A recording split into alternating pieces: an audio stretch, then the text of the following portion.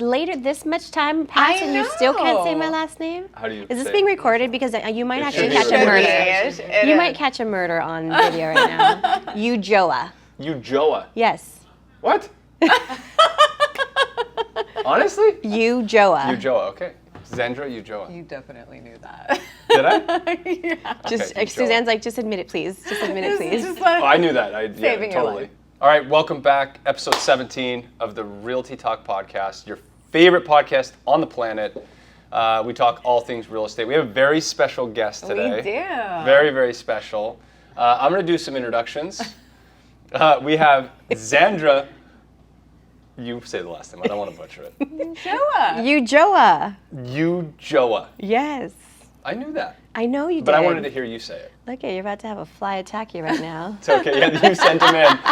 Okay. We always create nicknames for people. Okay, this So will be fun. I've heard, Z. Mm-hmm. I've heard the Z. Queen Okay. Z. Queen Z. Yeah. I don't know. We're gonna have to think about this one. Okay. There's a lot of hummingbirds in the office. Yeah, we'll get We're back gonna to come that up one. with something. Okay. We actually Looking forward to changed. it. We have changed people's nicknames, and now Instagram handles Yeah. have changed because of the nicknames that we've come up Oh, with. looking so. forward to hearing what mine may be. Yeah. So we've got She's like, good luck. Suzanne, and we call her the queen of the closing table. Yeah. Okay, I love that. It's Yeah. very Yeah. appropriate. Let's jump right in. So I think, the intention is just to talk about, you and learn more about how you got to the position you're in today. So can you give us just kind of a backdrop on what you've created? Sure. Well, for me, it all stems from just really having a team family, right? I got my license back in 2006. Then the market crashed, and I said, yep, not going to happen. Went actually into real estate part-time in 2011. At the time, I did partner up with a mentor, but was never really taught how to open a lockbox or how to search the MLS, yet alone sign a contract, just a sign here type deal. So in 2011, I really recognized I wanted more of a family feel, and I knew the only person who was going to create that was myself. So I decided to go full-time after my second child was born. So my daughter was 3.5 and my son was 6 months old. I went full-time July 2013, and I haven't stopped since then. Yeah. So about All here in San Diego. all here in San Diego and Riverside. Okay. So we do dabble in our Riverside area as well too. But 8 years as a team, Yeah. and it was about 2.5 years solo. And 8 years as a team, we've been able to sell over $3 billion. So it's been awesome. Billion with a B. 3 billion, yes. Wow. Yeah. That's a lot of units. Yeah, and with the help of my amazing broker partner named Suzanne, if you happen to know her. The queen of the queen of table. closing table. Came full circle. Yes, full circle. Queen Z and Queen of the Closing Table. I'm going to have to get all these nicknames right. Yes. Started in San Diego, you dabble in Riverside, 2013 to today. What would you say has created your success? Because you've gone from, it sounds like just you, Yes. to a team of 50 agents. today. Yes. So we have had a total, our highest number agent count, partner count was about 68. Oh, wow. And so we're down to about 50, excuse me. I think my heart wanted to say 15. Yeah. That's a little bit more manageable, but no, about 50. And to answer your question, I've never gotten out of the trench. I've always shown by example. I've never just been the queen on top telling people what to do. I've been there showing and living the life through real estate. And it's been the biggest difference. Yeah. What would you, people that are listening, what's something that you would want them to know about you that they don't already know? I have this image of just being Queen Z, but I'm probably one of the most softest people you'll probably meet if you really got to know me. Yeah. I'm a little too caring, I'm a little too naive sometimes. I'm a yes woman, I'm a pleaser, because I see so much potential in other people that they sometimes don't see in themselves. So it's almost a challenge that I personally take as a human being. Got it. So that's in business and just general life. In life in general, yeah. Okay.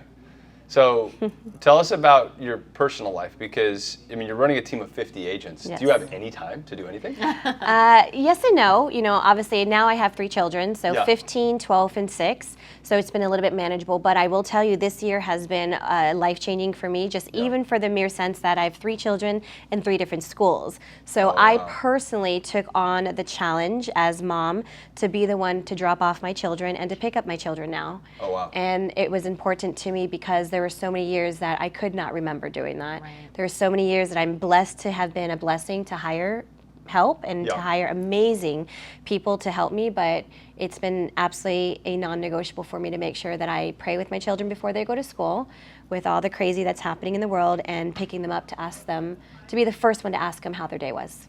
Yeah, that's awesome. And I have a question, because I think, you know, you do mentor agents and you coach agents. And I think one of the big questions is, and you mentioned it initially, talking about, oh, maybe in my heart, 15 agents. How is it possible? And what is your best advice for agents that do want to build a team, because you have 50 and you've had 68 and you still want to keep that work-life balance. So how do you manage to do that? I'm just really honest about the situation that there's no such thing as a work-life balance. It's having a work-life dynamic, but understanding how to work backwards on your time, having a non-negotiable start time, where you're actually opening your calendar, to a end of day where you're closing your calendar. So for anybody who says, I want to manage a team, I want to start a team, it is the utmost honor to be that person, to be a legacy leader, to help people see the potential, but also to bring it out and to consistently show up. The reality is knowing that you can't want it more than them. And if you recognize that there's a partner that says, yes, I want to partner with you, and you share the expectations and they share theirs, it is a non-stop check-in. The accountability in itself is what is most important. So if you are committed to yourself as saying, okay, I want something different, it's 100% accountability. Well, that same accountability you're giving to yourself, you must, and it is required to give it to the agent next to you. There is no gaps in between. Oh, you know what? They don't really want me to micromanage them. Okay, fine, but that you are still responsible for checking in on what they said they're going to do. So that's where having a level of expectation and just hey, I'm going to check in. What are you currently working on? What can I help you with? Hey, I did this. So we share everything on Team Z. Our wins, our challenges, our losses, and our pain. More importantly, our pain, because we all know we all started at the same place, right? With the heart and expectation to be successful. But then the in-between and what we do when things happen to us, for us, against us, is what holds us together as a team partnership. So I can tell you right now, the team is who they are today because of each other, not just because of me. So I was going to ask the question of, you know, what is your personal superpower? I mean, it sounds like that's, I don't want to answer the question for you, but based on your answer, it sounds like that's accountability for yourself. Yes, and honestly, holding myself to knowing my job. Got it. I feel like without the actual accolade or the certificate, I could be a real estate attorney. I'm constantly in my contracts. I'm constantly knowing if this, then that, and what if this, then what if that. And I'm super proud, though, to say that I do have such amazing broker support that when I do need to tap into it, I don't have to even think about it. It is my last resort because it is my job to do my job, but having my broker and my broker attorney support me is what allows me to keep growing without having that extra pressure that I have to know it all. Yeah. So the other thing I heard you talk about is the dynamic with the team. Yeah. You know, we've spent a lot of time talking about culture and how you create that culture. I mean, is that what you would define as the team's superpower, the culture you've created, or how would you define the team's superpower? I am so thankful I don't ever have to try to remember who I am, whether that's a human, a leader, a business partner, a friend, whatever that may be. The great thing about this year is that there's been so many personal life changes within myself that my team partners actually stepped up for me. As we speak, we talked about this past Monday in our team meeting. We always hold our team meeting every Monday to reconnect. My team partners are planning our next team event because I just personally haven't had the energy to do so. Plain and simple. And I'm not going to sit here and lie and say it's been an amazing year and it's been, you know, just a year of wins. No, this has been the past 3 years have been wins and challenges where it would have broken a lot of people. And here I'm standing because my team partners tell me, Z, I'm here for you. You were there when I needed you, and now let me be there for you. And our team culture has changed in a positive way to not be the same it was 2 or 3 years ago. Right. And that's what growth is all about. Not being stuck and stagnant to who we were known as, but becoming who we need to be together. Yeah, no, that's a great perspective. I mean, Yeah. I think it's kind of, it's basic, right? But what you put in is what you're going to get out. Yeah. Right. So if you have a team of 50 people, we won't say the word agent, right? Just Yeah. people, Yeah. partners. Partners. And if you're constantly giving, at some point, if there is a moment in time where you need to take, Yeah. you don't have to ask. They just Yeah. step up and do it. Right? Well, I've been at a point in my life where I was continuously pouring from overflow. And then when I actually got a little low, I was still pouring from the low, which Right. wasn't healthy for me. And it honestly at times wasn't healthy for business partners because I wasn't able to give my best. Right. But I've always led from a place of your best should be good enough for whatever moment it is. And people never forget who you truly are internally. So when you do operate at 50%, your team partner can operate at a 150 to become a 200% with 2 people. So I would love to pivot, if it's okay, and Yeah. talk about the market. Oh, San yay. Diego. So what's happening? I mean, we talked a little bit Yeah. before we got started. The last couple of years have been wild. Yeah. So what is happening today, and what do you think is going to happen in the next 12 and 24 months? With San Diego market and every market across, honestly, I feel like the nation, there's just an uproar of curiosity, right? We almost fear the unknown. The reality is I've been able to see the market stay pretty stable Yep. with inventory coming on and coming off. We're not seeing as many expired or canceled listings because people are motivated to move, and there are places in the world to move to, so that's a positive. The reality is that our market is kind of everywhere. It hasn't hit a baseline, and it hasn't done a roller coaster of, whoa, I didn't expect that to happen. We've been pretty stable at just a little bit over 2,400 homes on the market, and the same amount pending as well too. So we're seeing a healthy transition come from, going 62 days on market to down to 50 days on market. And I think that right now more than ever for San Diego, most people kind of do standstill during the holidays, October, November, December. I feel like more than ever, we're getting buyers who now know that they have to discuss agent relationships. Right. So they're having more conversations. So they're having conversations sooner than they're maybe getting qualified, but at least it's getting people in the market. Right. Right? They're not maybe moving, but they're in the market, which means conversations are happening. And then once the carrot's hung, it's kind of like the fear of missing out. Well, what if this? What if that? Well, what if it happens for you and you can start now? So, for San Diego market, I just say it's been fun. Yeah. But your team is, over the last couple of years, producing 500 to 700 units, Yeah. like close. Our goal right? this year was another 500, correct? Yes. 500 units. Yes. And the market as a whole will close 20,000 units or so? As an entirety, 25,000? yeah. So we're just about to hit our 300th transaction. So Nice. we're on track for the year, which is really great. And even with agent partners going down in numbers, again, not to say it better than it really is, I'm really proud. Yeah. And for our market, for what it's doing in San Diego, I'm very proud that we're still on track to hit our goal. Yeah. And again, our best is perfectly good enough for myself. But in terms of unit count, you've got to be the biggest, right? Individual team. I mean, if not the Yeah. biggest, the second. I'd probably say at this point, based on agent count, Yeah. we're doing pretty well. Yeah. Right. Yeah, because there are other teams that have 4 times more agents on their team, and they might be doing 2 times more than us right now, but Right. as far as predictability and what we know we're going to do, Right. we don't have to add agents to keep our goal. Around 500 units. 600 That's units. correct. That's awesome. Yeah. Yeah, I think I mean, to your point, I feel like there's a lot of like, oh, we're the top team. We hear Yeah. so much of that, Yeah. but I think when you actually break down the numbers like that, it's pretty glaring, who is actually doing that business and Yeah. can claim those titles. Yeah, I mean, the math speaks for itself, right? So Yeah. if you look at it from that vantage point, 500 units, 50 agents, on average, your agent is doing 10 transactions a year, each Yes. agent on your team, or 8, call it 8.5 Yeah. transactions a year. I think the average California agent does like 0.2 Yeah. transactions. So, I mean, it's a massive difference. And that Yeah. goes back to culture, what else? And on a leadership standpoint, I know every agent's name on my team. Got it. To me, that's a really big deal. Is Do you to know how have to a pronounce their personal. last name? I sure do. I sure do. That is a, I sure do, Paul. Yes. You know how to I take pronounce my pride in last that. name. I take pride in that. So the answer is yours is very simple. And I give you credit on not being able to always say it correctly. Most people can't, so it's okay. Okay. So with that being said, no, I am very proud to say I know every agent on my team. That's awesome. And I try my best to stay in relation with them to know what's happening in life.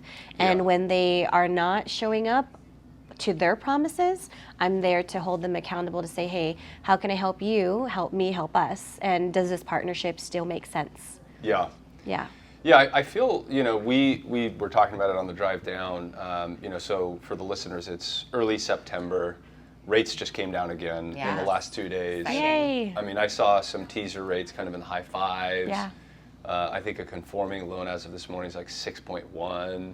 What do you think will happen if we see rates in the high to mid fives next year? Which, I think for clarity, it looks like that will take place. Yeah, well, we've seen a lot of the marketing say, why wait for the rates to drop? Everybody else is going to get in the market at the same time. We're going to get back to bidding wars, waiving appraisals, paying the different gaps. The reality is that if you can afford rent right now, the best option is to try to see if you can afford a mortgage, Right. And work backwards. I'm always living by the work backwards, right? Where, I've been able to look at so many of my clients and say, because you did make that financial decision to invest in real estate, you are now up potentially $78,000 in the Yeah. past year, Yeah. right? That's crazy. And over $125,000 in the past 2 years. What rate is going to give you that return Yeah. if it goes down, right? Like, it's just not. Yeah. Right. And as inventory continues to be slim to none, the prices will inevitably just continue to increase. So Yep. it's helping people see the bigger picture. And we've seen some really great marketing analogies out there of showing people, two people at the starting race, at the starting line at an 8%, and then 5% rate comes in and you have 2,000 people. Right. Right. Let me know who's going to win, right? Right. Yeah. And so it becomes the blessing of having the agent who has an inventory Yeah. and has Right. a network in the relationship. So Yeah. yeah. Yeah, momentum, right? So if you're doing 500 units a year as a team, Yeah. you're going to continue doing that. Unless something And crazy that's not even happens. counting our property management, because we've had a lot of people say, you know what, I don't want to sell, I want to hold. And so we have quite a long list of property management opportunities that we know eventually our sellers, our landlords will want to sell. Yep. And so that's still our off market, it's just a matter of the time.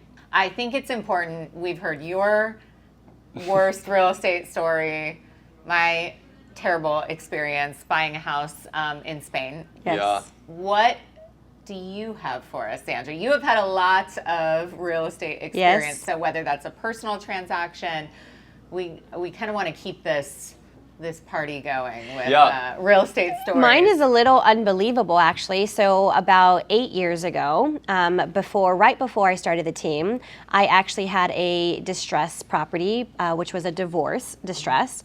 Husband and wife were going through their dissolution, and husband was all about, I want to get out, I'm going to sign all paperwork. And a day of closing, he actually linked himself to the tree. So he locked himself to the tree until his wife canceled the transaction. Oh my God. And Like mean, a protest? Yes. Wait. Handcuffs and a chain? yes. And you were buying this house. I was representing the seller. Oh, okay, Yeah, so I was okay. representing the seller. No, I was not buying the I house. was like, I was wow. definitely representing the seller. Okay. So the wife had hired me. He complied. Fine, I'll do whatever you want. And then the day of closing, when it was a reality that she was really moving on Yeah. and selling the house, it was, I'm not going to leave this home. This is our home. Ultimatum. Yeah. What happened? Oh, wow. She talked him out of it, and she Oh, still okay. She ended up. talked him down. Yeah, she talked him out of it, talked him down, and they still end up selling the house, right? Because Yeah. then legal gets involved. Yeah, That and day there's- what are you or- gonna do? that day, or- yeah, yeah, okay. about an hour and a half later, yeah. So I thought you were going to say you talked him down. no, and then I Yeah. actually and I actually had to. This is the first time I'm actually talking about it, because I had to eventually. He ended up hiring an attorney, and they had me sign a paperwork that I would not release the video I had of it Oh. as content.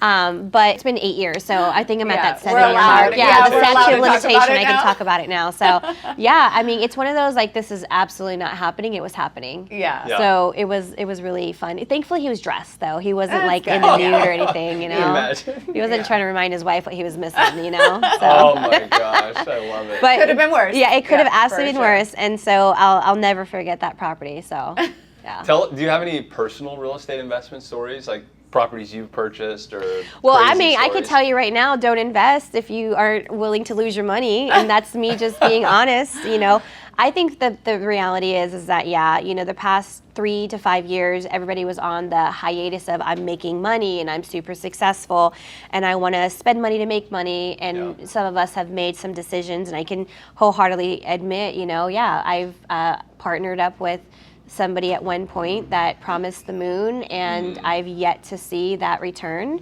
And I'm at this point, unfortunately, probably just going to write it off. So my biggest, blessing in saying, learn from me is understand who you're trying to invest it with. Yeah. And, read the fine lines and make sure that you get your contracts notarized and also recorded with the county.